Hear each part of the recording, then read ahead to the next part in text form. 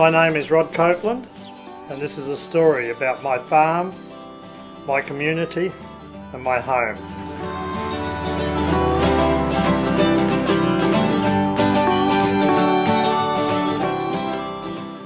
Fifth generation market gardener, originally from South Australia, moved to the west to work for a large vegetable grower and exporting company. Started our own business here in 1988-89. We now grow mangoes, rock melons, sweet corn, pumpkin, zucchinis, honeydew and watermelon. I've been on this farm for 27 years now, and in that short period of time I've seen more foolish greed than I've ever experienced in a lifetime.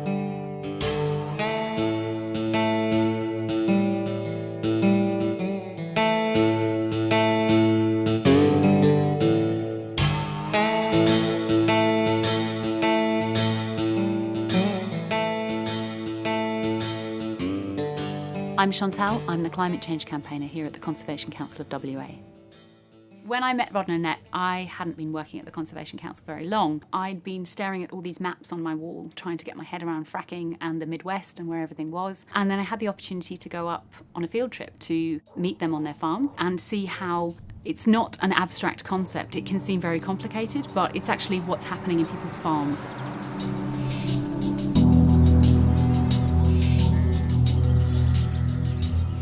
The fracking process in WA is targeting shale rocks and tight sandstone rocks deep under the ground.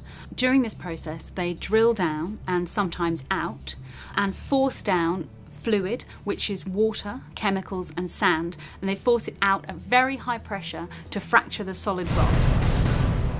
That allows the gas to flow back into the pipe, and the gas and then some of the fluid flows back up to the surface. The fluid goes to wastewater ponds where it's evaporated away, and the gas is piped away to be processed.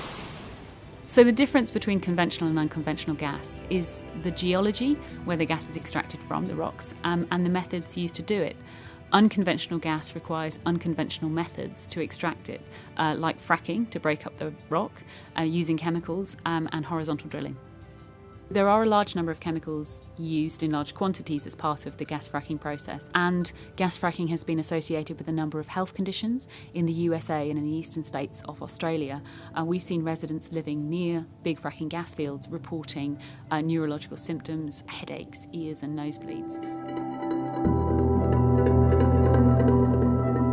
It's very important to us that we have uncontaminated water, and that's part of the passion and that for my husband and myself to be against fracking. It's been a fairly tough battle. We've been fighting it virtually for 37 years.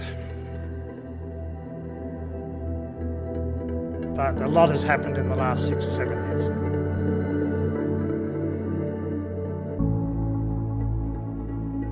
Rod's farm is in Irwin area, which is just in here. The red areas are the exploration permits for petroleums, and the blue areas are the groundwater aquifers.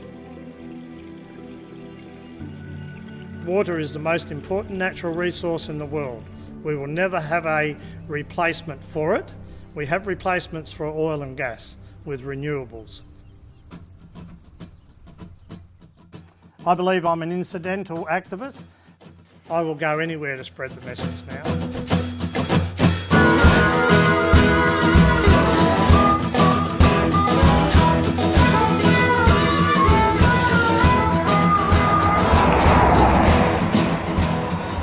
Rod Copeland has done exactly that. Good morning to you, Rod. Yeah, good morning, Jeff. Good morning, listeners. Our main emphasis on informing people of exactly what's going on. Good evening, everyone. It's a great turnout, and I'm very pleased to be able to come here and have a talk to you all.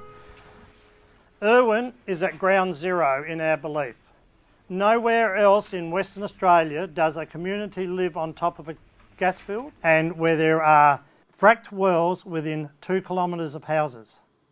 The well on our place was fracked once in 1995. I have witnessed it and I know what it is. Well, I would like to ask the industry to respond to your talk, but I don't think anyone from the industry is here, and I think that's a pity. They've been asked to come to several meetings and they just don't want to come. So if the mining company and DMP and all that, we invite them, we welcome them. Come and have a forum. We'd love to come. We can talk about stopping fracking in Dandaragan, and I don't want it happening in my place. My answer to this nonsense is, if you don't do it, there is no risk.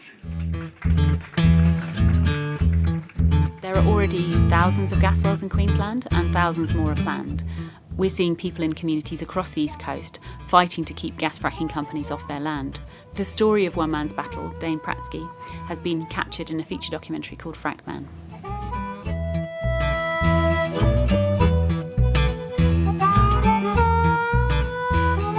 Let me introduce to you Dane Pratsky. Hey Dane, how you doing? Thanks for having me. And we're talking coal seam gas. It's unlivable. This is the biggest environmental issue Australia has ever faced. Your land's unsellable. We need a moratorium. We need to slow this up. These companies need to be held accountable for what they're actually doing. Southern Australia. The well is leaking so much gas, it's bubbling.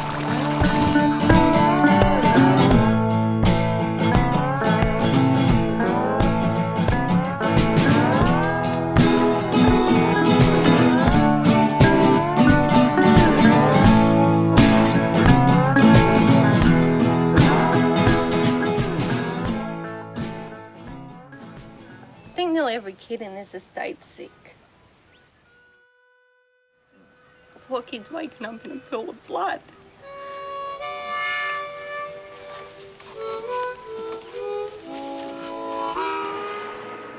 Righto, this is the mango trees, guys.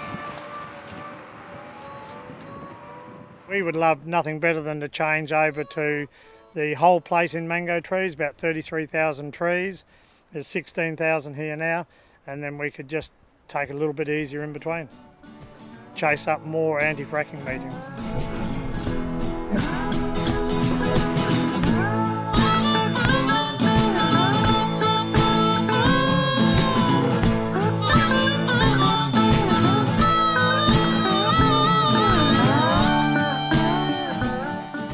Today's conference was the government's Petroleum and Geothermal Open Day, which is the opportunity for the WA government to talk about regulation and also to hear more about where areas they might be able to explore.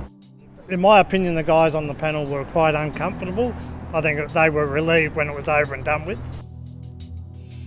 We're not really activists, but he's just very passionate. He is a very clever man, very knowledgeable, and he will not back down. We just want to make sure that it gets bigger and stronger all the time, and we need the community to support us.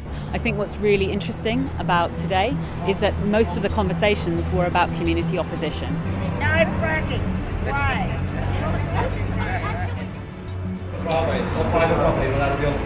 A lot of number of gas field free communities have been declared, a lot of community engagements being done, but also a lot of communities are realising that this is an industry that they just want to stop.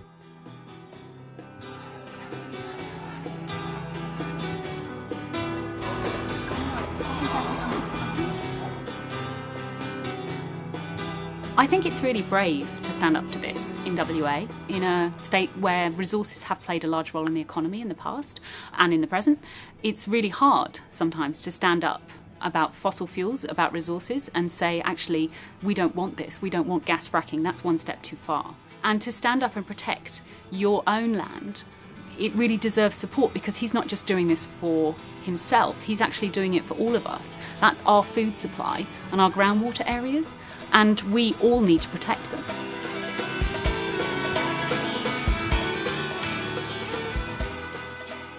I don't want fracking here in Irwin, I don't want it in the Midwest, I don't want it in Western Australia, I don't want it in the world or anywhere else. There's just no place for it.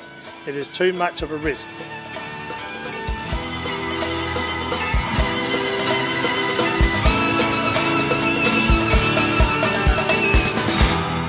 This government does not know what they're in for.